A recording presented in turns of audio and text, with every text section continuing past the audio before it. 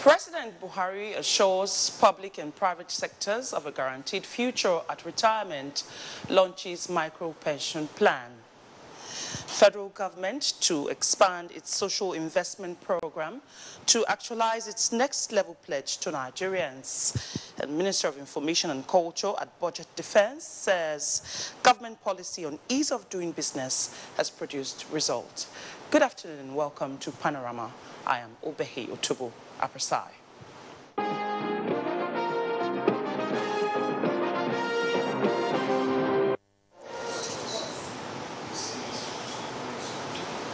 Amadu Marufintiri of the People's Democratic Party, PDP, has won the Adamawa State 2019 governorship election after polling over 376,000 votes at the end of the supplementary election. Tafawa Hamza Mayo reports. Amadu of PDP, having satisfied the requirements of the law and scored the highest number of votes, is hereby declared the winner and is returned elected.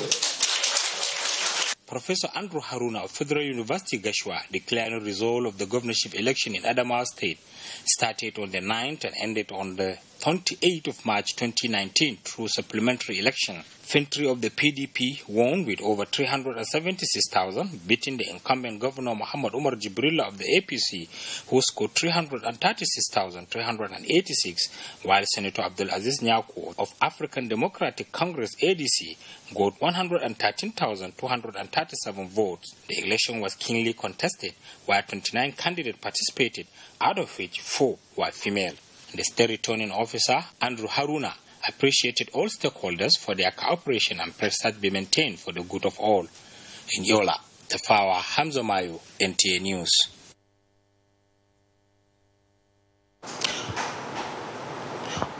Pending issues on pension payment in federal public sector will be resolved by the federal government as a deliberate attempt towards restoring the dignity of all those in retirement. President Muhammadu Buhari gave the assurance at the formal launch of the micro pension plan, which is a unique financial product introduced by the National Pension Commission towards expanding the nation's pension coverage to the informal sector of the economy. State House correspondent Adamu Sambo reports. Micro pension plan.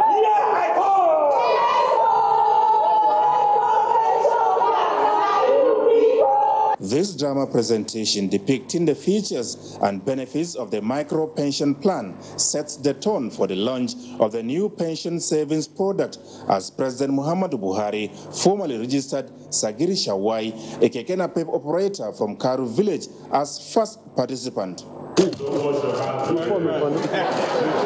Designed to fit the peculiarities of the various informal sector workers, the micro pension plan, which democratizes the savings culture in Nigeria, perfectly aligns with the social investment programs of the federal government.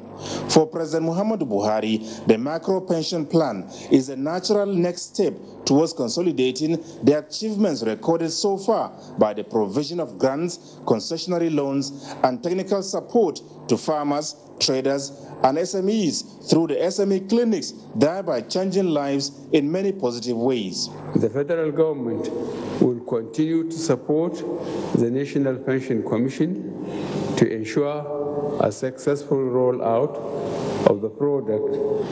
The Financial System Strategy 2020 is also hereby directed to support this initiative within the framework of its activities, especially as it relates to financial inclusion. In addition to this program, we are also working tirelessly to sanitize some of the rot within the pension system we inherited. The president promised Nigerians that despite the lean resources of government, his administration is committed to resolving all pending issues on pension payment in the country. We will ensure all hardworking Nigerians in the private sector, both formal and informal, can retire without fear. We have already started on this journey. We must all come together to ensure these reforms are fully implemented and their positive impact is felt by the rightful beneficiaries. This is the first time such a window of opportunity is being opened to self-employed Nigerians and those working in the informal sector to participate and enjoy the benefits inherent in the contributory pension scheme. We expect that within few years of implementation, the micro pension plan will not only expand the pension coverage to a greater number of Nigerians, but will boost the quantum of the pool of long-term pension assets available for economic development. The pension fund administrators, consistent with the guidelines developed by PENCOM, have put in place appropriate structure and infrastructure to ensure adequate coverage of the plan and trained manpower to facilitate excellent customer service to the participants. Records from the National Pension Commission show that as at January 2019, Nigeria has over 8.74 trillion naira pension assets belonging to over 8.4 million formal sector participants. This is not only changing Nigeria's financial landscape, but also transforming the course and pace of its socio-economic development. From the State House, Adamu Sambo, NTA News. President Muhammadu Buhari says without social, political and economic stability, no nation can effectively manage its resources for public good. The president stated this while granting audience to Special Envoy of the President of the Republic of Congo, Mr. Jean-Claude Gakoso. Adamu Sambo again has the report. Mr. Jean-Claude Ngakoso, who is the Minister of Foreign Affairs and Congolese in the diaspora, is here to convey a special message to President Muhammadu Buhari on behalf of President Denis Sassou Nguesso.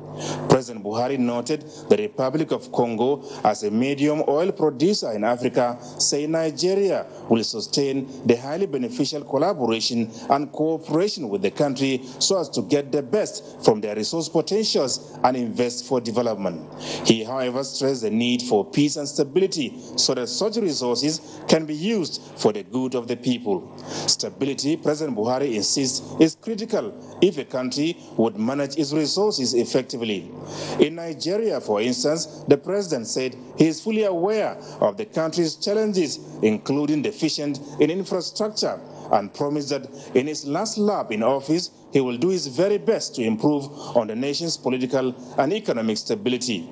The special envoy, on behalf of his president, formally congratulated President Muhammadu Buhari on what he called his brilliant performance at the last presidential election.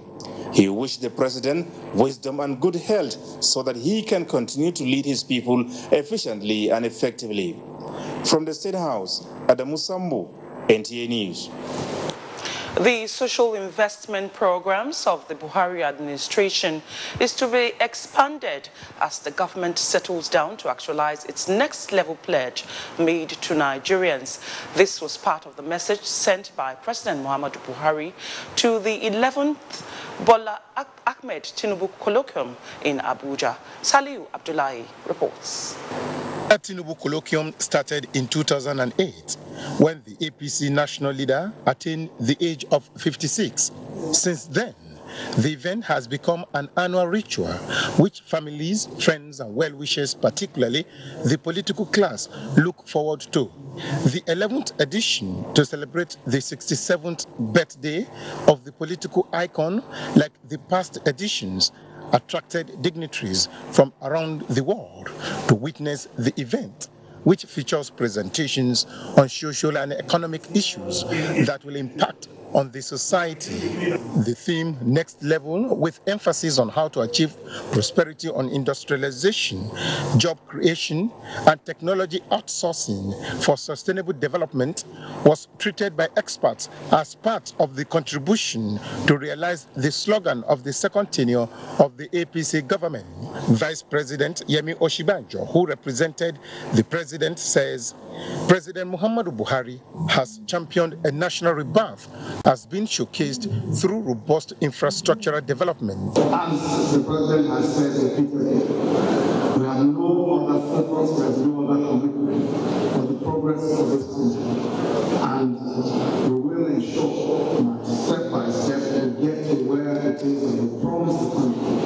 I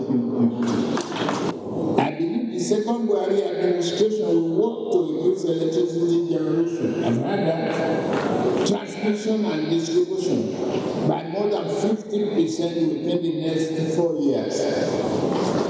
It's a challenge that you must go through, and we all must be held responsible for this. It is expected that issues raised at the colloquium will be given considerations as the next level comes into effect on May 29th. Before then, Bola Tinubu enjoyed the company of the dignitaries to cut his 67th birthday cake. And we are happy that God has blessed you with good health and long life. Most especially Nigerian youth, we need the services of our leaders to be more committed to their cause. My take from this is the issue of agro-processing. The future is bright. In Abuja, Salihu Abdullahi, NTA News. Minister of Information and Culture, Lai Mohammed, says public enlightenment efforts by the Ministry on critical issues and policies of government, like the Ease of Doing Business initiative of the present administration, have yielded favorable results. He emphasized this before the House of Representatives Committee on the Information, chaired by Olusegun Odebumi, while defending the ministry's budget proposal for 2019. Lami Ali has details. Engaging both local and global public towards ensuring that they are on the same page with government and to avoid erroneous impressions, especially on policy-related issues and national challenges, remain the core mandate of the ministry, which was why its proposals are tailored in that direction.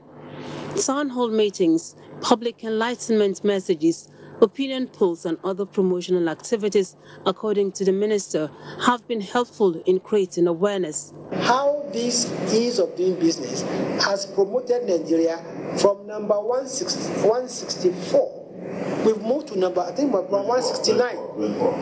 To 169. We've moved 24 places. And that's what we are saying. And that the effect, like what I said, is that there will be more foreign investment to Nigeria. Don't limit yourself to executive order. If you are sensitizing people on the executive order, policy of government, the law of the nation, where you feel necessary that you should enlighten people on it. In the meantime, officials of the Ministry of Youth and Sports Development, National Youth Service Corps, and Citizenship and Leadership Training Center had interactions with the House Committee on Youth Development on their proposals for 2019 and financial performance in 2018. We do the needful this time around, that we make sure that the welfare of corpers are being taken care of more adequately, and especially the allowances and other emoluments that are supposed to accrue to them. In another development, the House Committee on Healthcare Services has queried the Director General of the National Agency for Food and Drugs Administration and Control, NAFDAC, over alleged inconsistencies in its budget documents pertaining spendings. So how come your 2018 budget, you've already done over 80% of the expenditure without approval by National Assembly? The committee directed NAFDAC to bring forward some documents for further scrutiny. From the National Assembly, Lami Ali, NTA News. It's time for a commercial break. Panorama continues shortly. Can I see your particulars, sir? Officer, my particulars no dey here. In that case, you'll have to come with me to the police station. Officer, which levels? Where I for find you something make you take arrange your weekend. What? Offense number 1, driving without particulars. Offense number 2, trying to bribe an officer of the law. I won't harass Nigerians or take bribe. Change begins with me. This message is brought to you by the National Orientation Agency in conjunction with the Federal Ministry of Information and Culture.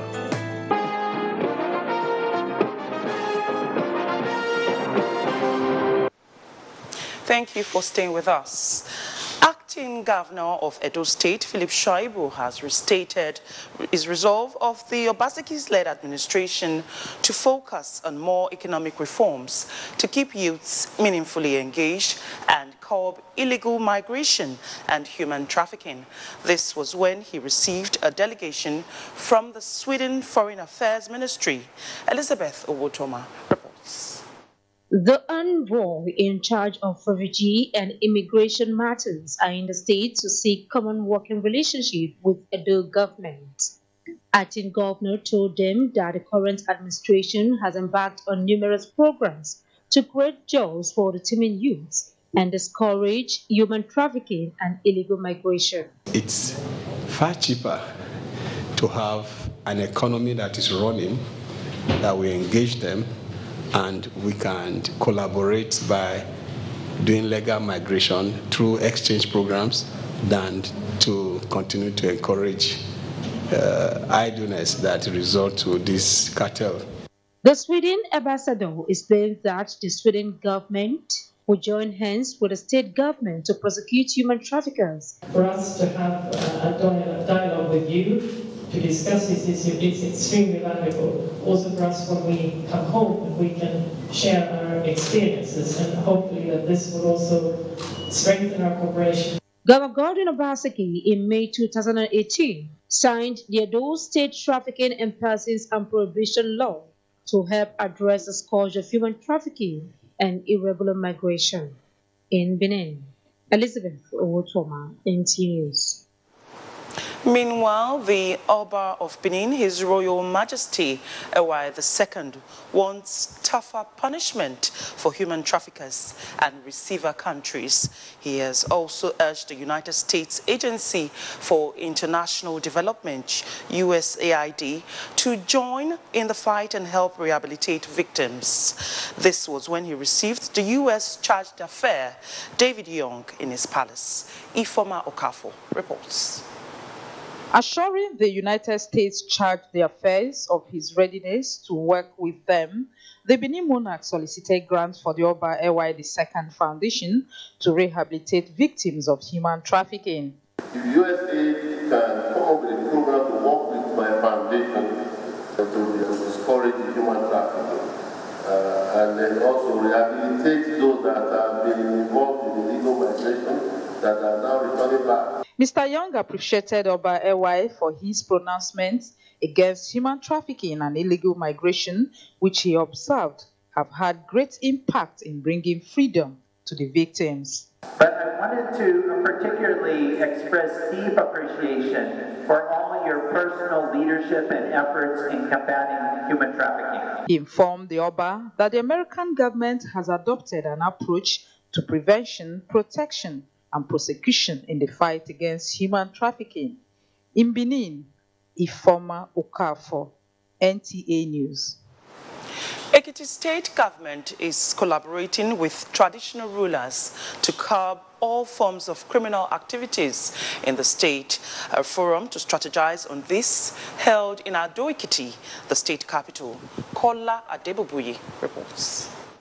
Areas of concern which the state government is proposing urgent action to curb include the increasing incidence of defilement of minors in Ekiti State, zero tolerance policy for all forms of violence against women, legislation on street trading, as well as Ekiti State property protection, anti-land grabbing bill to set a sample for best practices in the country. Rape and child development, it is becoming an embarrassment to the state.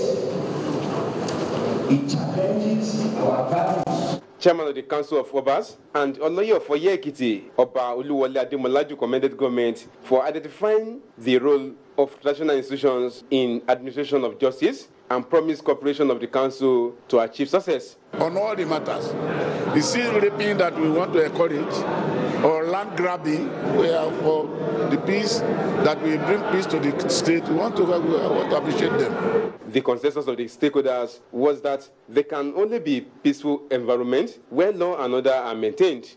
In Ado Ekiti, Kola Adebobuyi, NTA News. Our discussion segment on Panorama is just after this break. Stay with us.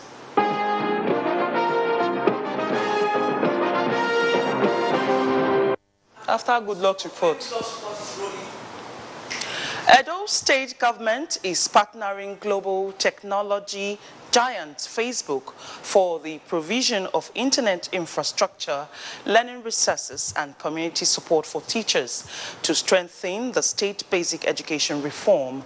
Goodluck Enaini in this report examines the effect of this partnership to the education sector and how citizens can benefit also. Education in the contemporary world cannot be separated from the technological revolution of the 21st century.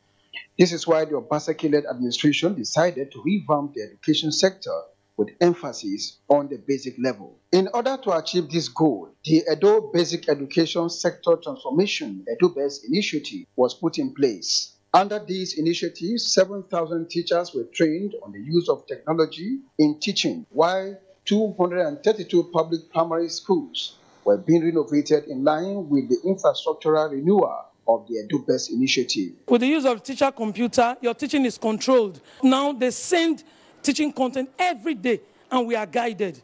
Developing the education sector alongside new innovations, including the use of technology and modern method of teaching and learning, is the motive behind the Facebook-SUBEB partnership and by extension, the EDOBES initiative. Apart from ensuring the improvement of teachers' professional e-learning and teaching capabilities, the pupils will be exposed early enough to the use of ICT, taking advantage of the wireless connectivity in public schools. Laying fiber optics all around the town to make connectivity close and accessible to our schools.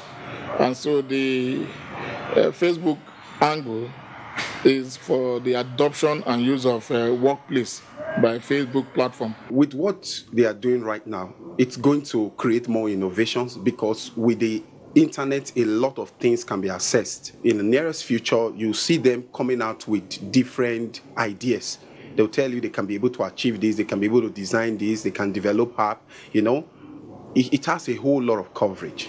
Recently, it